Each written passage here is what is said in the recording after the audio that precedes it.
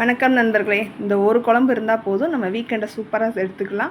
இதை செஞ்சு வச்சு நீங்கள் ஃப்ரிட்ஜில் ஸ்டோர் பண்ணி வச்சுக்கோங்க. வேணுங்கிறப்ப நம்ம யூஸ் பண்ணிக்கலாம். எமர்ஜென்சிக்கு இது சூப்பராக நமக்கு ஹெல்ப் கொடுக்கும். அதுக்கு தேவையானது பார்த்திங்கன்னா, முதல்ல சுண்டை வத்தல், 1 ஸ்பூன் மல்லி, அரை ஸ்பூன் ஜீரகம், அரை ஸ்பூன் மிளகு, ஒரு 1/4 ஸ்பூன் வெந்தயம், கடலைப்பருப்பு, உளுந்தப்பருப்பு, ஒரு ஸ்பூன், கொஞ்சோண்டு கருவேப்பிலை எடுத்து வச்சுக்கோங்க. அரைக்கிறதுக்கு தேவையானது 50 கிராம் வெங்காயம், 4 பூண்டு பல், ஒரு தக்காளி, அதை எடுத்து வச்சுக்கோங்க. இப்போ நம்ம ட்ரை ரோஸ்ட் பண்ண வேண்டியதெல்லாம் பண்ணி வச்சுக்கலாம். அதுக்கு என்னென்ன பொடி இதெல்லாம் நான் போடும்போது சொல்கிறேன். பருப்புகளை தவிர எல்லாத்தையுமே ஒன்றா போட்டு நம்ம முதல்ல ட்ரை ரோஸ்ட் பண்ணி எடுத்துக்கலாம். இந்த பொடி வந்து நீங்கள் நல்லா ஸ்டோர் பண்ணி வச்சுக்கலாம். தாராளமாக ஃப்ரிட்ஜில் வச்சிட்டிங்க அப்படின்னா சூப்பராக இருக்கும். இதுக்கு எண்ணெயும் நமக்கு கம்மியாக தான் நமக்கு செலவாகும்.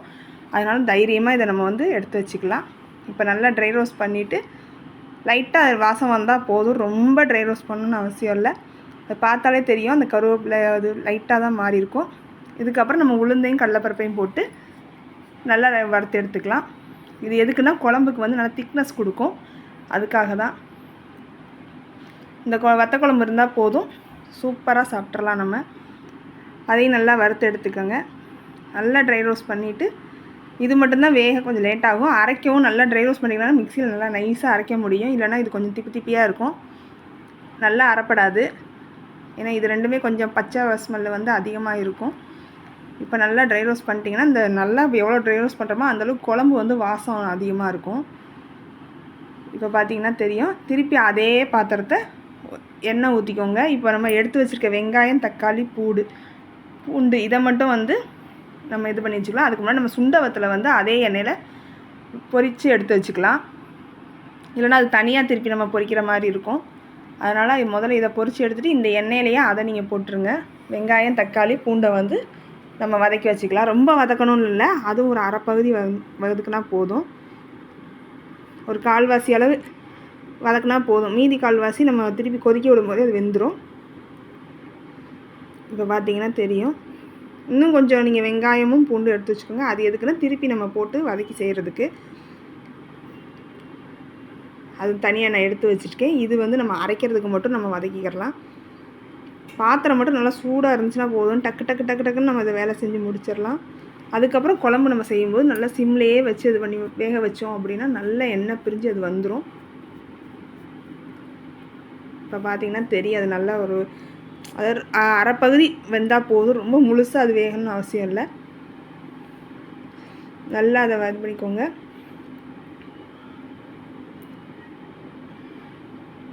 வதக்கிட்டு நல்லா அந்த தக்காளியெல்லாம் நல்லா மசிஞ்சினா, இப்போ வர்ற தக்காளி டக்குன்னு குலையவே மாட்டேங்குது. அதனால் தக்காளியை மட்டும் கொஞ்சம் நல்லா இது பண்ணிக்கோங்க. இப்போ பாத்திரத்தில் அப்படியே அந்த எண்ணெயோடு அந்த தக்காளி கசிஞ்சு ஒட்டுது, உங்களுக்கே பார்த்தா தெரியும். இப்போ அதை வந்து ஒரு மிக்ஸி ஜாரில் மாற்றிக்கிட்டு திருப்பி இதே பாத்திரத்துலேயே நம்ம அந்த எண்ணெயை ஊற்றி வதக்கிக்கிறலாம். அந்த வெங்காயத்தை வந்து நம்ம நல்லா வதக்கணும். இப்போ நான் சொல்கிறேன் பாருங்கள், தெரியும். இப்போ திருப்பி ஒரு 2 ஸ்பூன் எண்ணெய் ஊற்றிக்கோங்க. இது கொஞ்சம் எண்ணெய் செலவாகும். அதுக்கப்புறம் நம்ம லாஸ்ட்டு குழம்பு ரெடியானோடனே மேலே ஊற்றுற எண்ணெய் தான். முதல்ல ஒரு 3 ஸ்பூன் ஊற்றினோம்.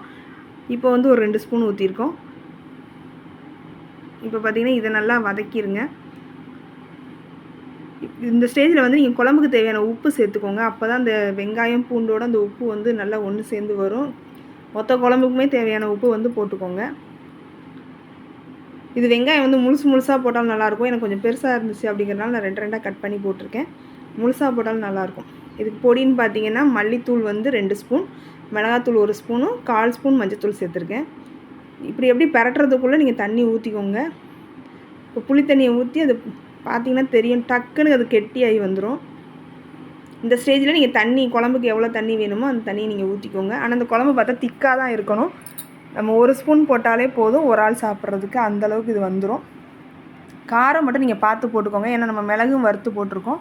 அதனால் உங்களுக்கு எவ்வளோ காரம் வேணுமோ அதுக்கு பார்த்து நீங்கள் போட்டுக்கோங்க. இப்போ வந்து தண்ணியாக இருக்குது. இது நம்ம கொதித்து வரும்போது ஒவ்வொரு ஸ்டேஜில் ஒவ்வொரு பொருளை அரைச்சி போடணும். ஃபஸ்ட்டு வந்து நம்ம மிக்சியில் வந்து வெங்காயம் தக்காளி வதக்கணும் இல்லையா, ஃபஸ்ட்டு அதை அரைச்சி போட்டுக்குருவோம். இப்போ அந்த எண்ணெய் பிரிஞ்சு ஒரு கொதி வந்திருக்கு. இப்போ இதை மிக்சியை கழுவி அதில் ஊற்றிடுங்க. இதை வந்து கலக்கி விட்டுட்டு இது ஒரு கொதி வந்த பிறகு நம்ம பவுடரை லாஸ்ட்டாக வந்து சேர்த்துக்கிறணும். பவுடரையுமே நல்லா தண்ணி விட்டு பேஸ்ட் மாதிரி அரைச்சிக்கோங்க. அப்போனா தான் நம்ம ஸ்டோர் பண்ணும்போது நல்லாயிருக்கும். மேலாப்படி பவுட்ரு போட்டோம்னா ரொம்ப திப்பி திப்பியாக வரும். இது நல்லா கொதித்து கெட்டியாகி வரட்டும். அந்த ஸ்டேஜுக்கு வந்த பிறகு நம்ம அடுத்து நம்ம பவுடரை போட்டுக்கலாம். கூடுதலாக வெந்திருக்கணும், ஆனால் குழையக்கூடாது. அந்த ஸ்டேஜில் தான் இது இருக்கணும். நல்லா மூடி வச்சிடலாம். மூடி வச்சுட்டு நல்லா வேக விட்டு இந்த மாதிரி எல்லா மசாலாவும் ஒன்று போல் கோட்டாகி வெந்து வரும்போது இப்படி பேஸ்ட்டாக அரைச்சி வச்சுக்கோங்க. இந்த பேஸ்ட்டை அதை கழுவி அந்த மிக்ஸி தண்ணியும் அதில் ஊற்றிடுங்க. புளி தண்ணியை திக்காக கரைச்சி வச்சுக்கோங்க. ரொம்ப தண்ணியாக கரைச்சிடாதீங்க, அப்போனா நமக்கு டேஸ்ட் கிடைக்கும். புளியும் பழைய புளியாக இருக்கணும். பழைய புளியாக இருந்தால் தான் வத்த குழம்பு நம்ம புளி சாதத்துக்கெல்லாம் டேஸ்ட்டு கொடுக்கும். புது புளினா கொஞ்சம் டேஸ்ட் இருக்காது. இதை நீங்கள் செஞ்சு ஃப்ரிட்ஜில் ஸ்டோர் பண்ணி வச்சுக்கலாம். இப்போ ஆஃபீஸ் போகிறவங்க அவசர அவசரமாக காலையில் எதுவும் செய்ய முடியல அப்படின்னா இதை போட்டு ஒரு ஸ்பூன் சாதத்தில் நல்லெண்ணெய் மட்டும் ஊற்றி கிண்டி கொடுத்துட்டா சூப்பராக இருக்கும். இது நல்லா கொதித்து வரட்டும்.